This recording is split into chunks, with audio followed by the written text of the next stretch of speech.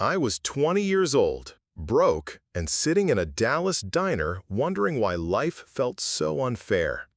That's when I realized if I didn't take a risk, I'd never be rich. My name's Jarek Calloway, and I grew up in a family that struggled just to make ends meet.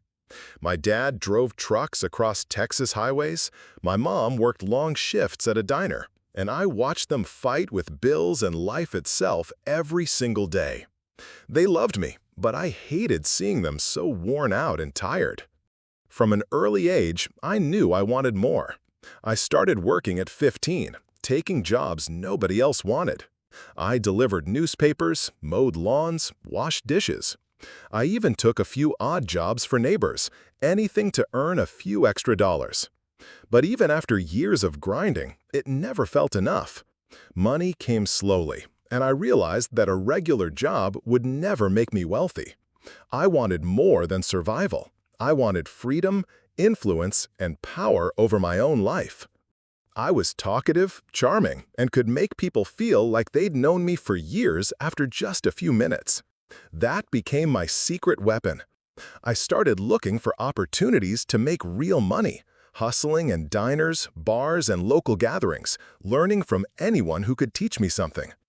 Every day, I scribbled ideas into a notebook, calculating, dreaming, and planning my escape from mediocrity.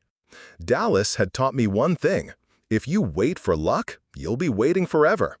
I had to create my own, and deep down, I knew that whatever the path was, it would require risk, courage, and relentless ambition. Leaving Dallas was both terrifying and exhilarating. I remember sitting on my bed the night before I left, my bag half packed with a few clothes, my savings, and my notebook full of scribbled ideas. My parents tried to hide their worry, but I could see it in their eyes. They loved me, but they knew New York was a jungle for someone like me, young, inexperienced, and with nothing but ambition to carry me. I kept telling myself, this is it. There's no turning back. If I don't take this chance now, I'll never get it again. The bus ride to New York felt endless. I stared out the window at passing towns, watching the landscape change from wide-open Texas plains to endless stretches of interstate. I tried to imagine myself as someone who could survive there, someone who could thrive among the skyscrapers and chaos. By the time I arrived, the city already seemed alive with its own heartbeat, pulsing through the streets, subways, and endless streams of people. Manhattan was overwhelming. Buildings so tall I could barely see the sky, taxis swerving through the streets like they were playing a dangerous game, neon lights flashing everywhere. I felt small and exposed, but also electric, like I was part of something bigger than myself.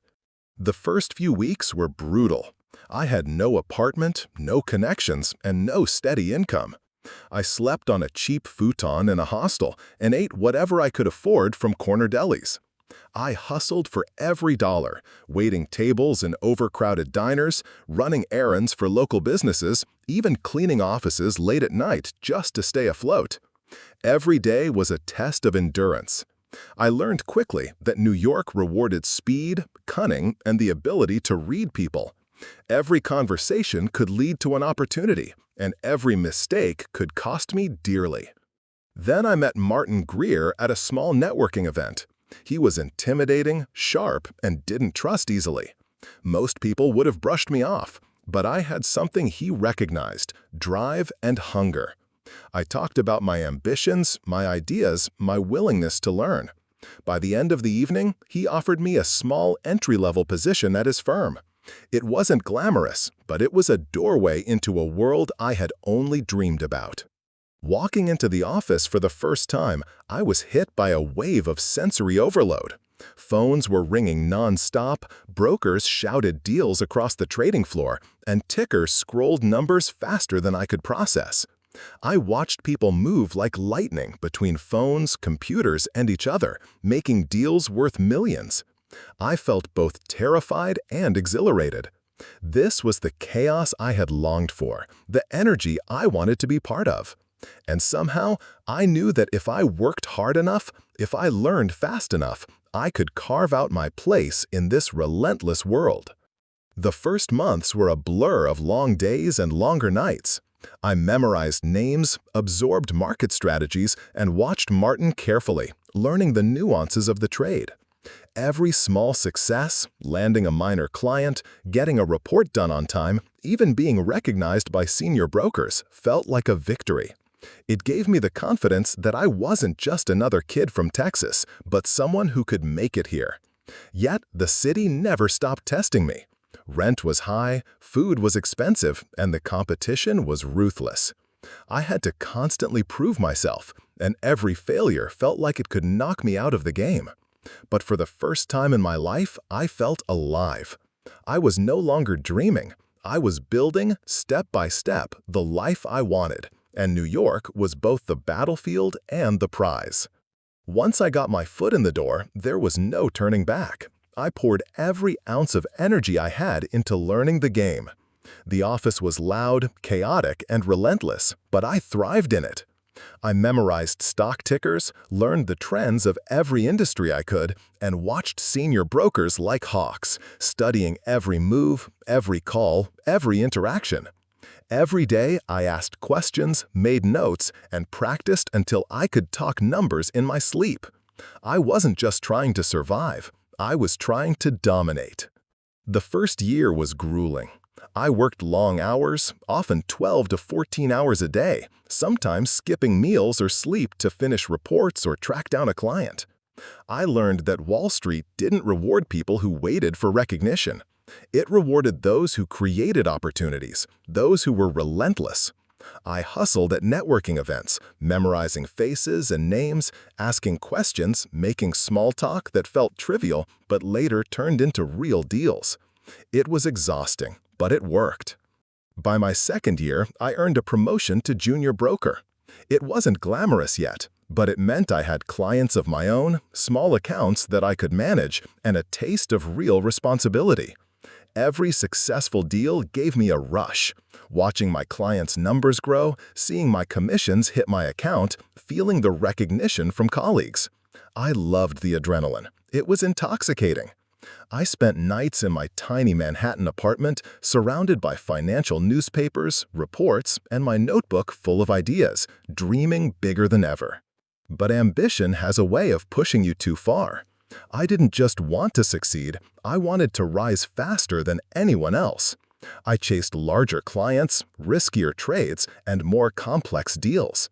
I spent hours on the phone, sometimes talking to multiple clients at once, juggling numbers and promises. I read everything I could about the market, corporate earnings, mergers, IPOs, investment strategies, trying to anticipate the next big opportunity. Every small victory fueled the hunger for more. I wasn't satisfied with being good. I wanted to be the best, to be untouchable, to be someone people would remember. By the time I was 27, I had a reputation as a broker who could get results. I was handling significant accounts, investing in emerging tech companies, and attending parties and events where influence and connections were currency. Wall Street felt like my playground. I dressed sharply, spoke confidently, and carried myself like I belonged. But behind the facade, I never stopped thinking about the next deal, the next client, the next dollar. Sleep was a luxury I couldn't afford, and every night my mind raced with strategies, projections, and the endless possibilities of what I could gain. The city rewarded ambition, but it also demanded it. Every misstep could cost you a client, a reputation, or worse. And while I thrived in the chaos, I could feel the pressure building, the stakes getting higher, the risk becoming almost addictive. I was climbing faster than I should have, fueled by a hunger that was equal parts desire and fear. Every day was a test, every decision a gamble, and every success a stepping stone to something bigger. I had tasted power, money, and recognition, and I wanted it all, no matter the cost. By my late 20s, I had become a recognizable name on Wall Street. I wasn't just a broker anymore, I was a force to be reckoned with. My ambition had propelled me to invest in tech startups, energy firms, and even some high-risk mergers. I felt unstoppable, almost invincible. Every deal, every call, every handshake felt like proof that I was on top of the world. I had learned to read people, markets, and trends in ways that made me confident I could outsmart the system. One of my earliest big moves was Omnitech, a tiny software company that nobody else took seriously. I poured a massive portion of my savings into it, convinced it would skyrocket. At the same time, I diversified into biotech firms and energy startups. I told myself I was hedging my bets, but deep down, I knew I was chasing excitement as much as I was chasing profit. Wall Street in the 90s was electric. The Nasdaq was booming. People were making fortunes seemingly overnight, and the thrill of risk was addictive. I couldn't stop. The first months were exhilarating. My account grew faster than I had imagined, and my lifestyle transformed almost overnight. I moved into a penthouse with floor-to-ceiling windows overlooking the city, drove a sleek car that turned heads on Fifth Avenue, and attended exclusive parties where investors and brokers rubbed elbows, swapping tips and deals over expensive champagne. I felt untouchable. Every morning, I woke up with a new plan, a new strategy, and a hunger to take on more. But the more I gained, the more I pushed myself. I became obsessed with predicting the next big thing, analyzing trends for hours at a time, and making decisions that could make or break fortunes. Every number, every graph, every rumor felt crucial. I rationalized risk as intelligence and greed as strategy. I convinced myself that the market could be tamed with enough skill and that no one could outpace me. I remember late nights pacing my apartment, phone glued to my ear, negotiating deals, calling clients, and coordinating trades. I started drinking too much coffee and skipping meals just to stay sharp. My friends noticed I was always tense, always thinking, always calculating. But I didn't care. I was chasing more than money. I was chasing the thrill of being ahead, of being in control, of being someone who mattered. I invested in more tech startups, small energy firms, and biotech companies, believing I could predict which ones would explode in value. The wins felt euphoric.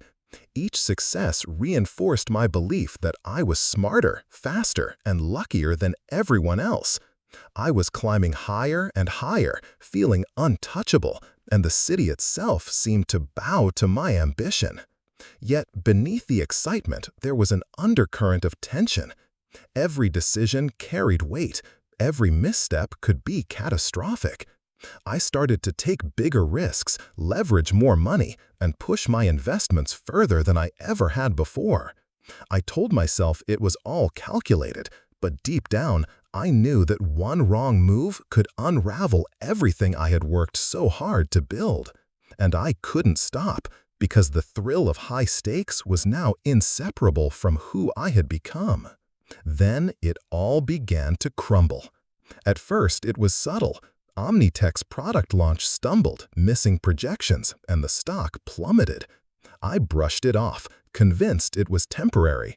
But the losses piled up. One of the biotech firms I invested in went bankrupt, and the margin calls started rolling in. Suddenly, the world I had built with so much sweat and ambition felt like a house of cards teetering on the edge. I remember sitting alone in my penthouse one night, city lights reflecting off the windows, staring at the red numbers scrolling across my monitor. My heart raced, my hands shook, and I felt a cold weight settle in my chest. I had borrowed against everything, believing I could recover, convinced that one smart move could reverse months of losses. But the more I risked, the faster I fell. Every trade that I thought would save me only dug the hole deeper. Panic became my constant companion. I started losing sleep, skipping meals, and pacing my apartment for hours. Calls from clients who trusted me became unbearable. I had no good answers. My friends, once admirers of my ambition, began to avoid me. Even Martin, who had once been a mentor, looked at me with quiet disappointment. I realized too late that my confidence had become arrogance, my ambition had morphed into greed, and the very traits that had brought me to the top were now driving me to ruin.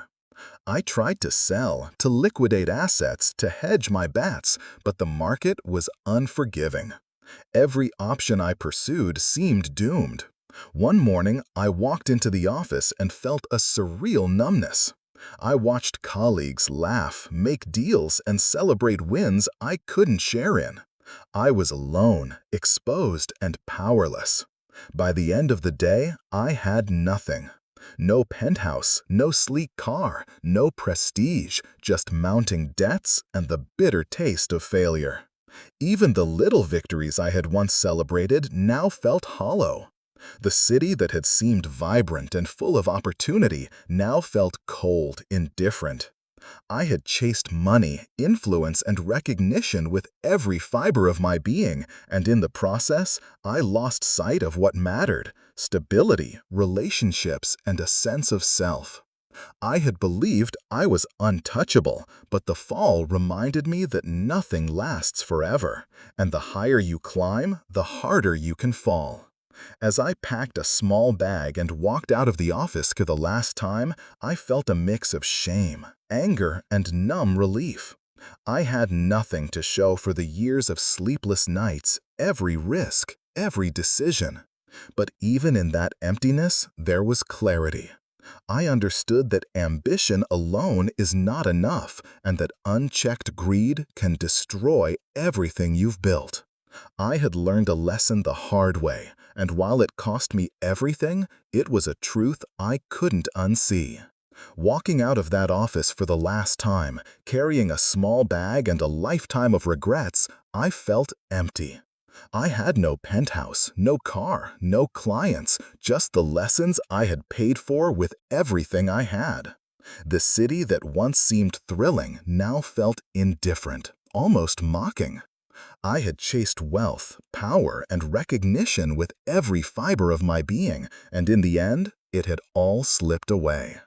Yet, in that emptiness, I found clarity. Ambition alone isn't enough. Greed can blind you, and the higher you climb, the harder the fall. I had learned to survive, to understand the consequences of my choices, and to face myself honestly. While I had nothing material left, I had experience, perspective, and a rare understanding of the world I had fought to conquer. I realized that losing everything didn't break me, it humbled me. I began to see life differently, appreciating stability, relationships, and the small victories I had once ignored. The pursuit of money was thrilling, destructive, and unforgettable, but surviving it gave me a freedom I never imagined. I was no longer defined by what I had lost, but by what I had endured, and somehow that was worth more than any fortune I had ever dreamed of.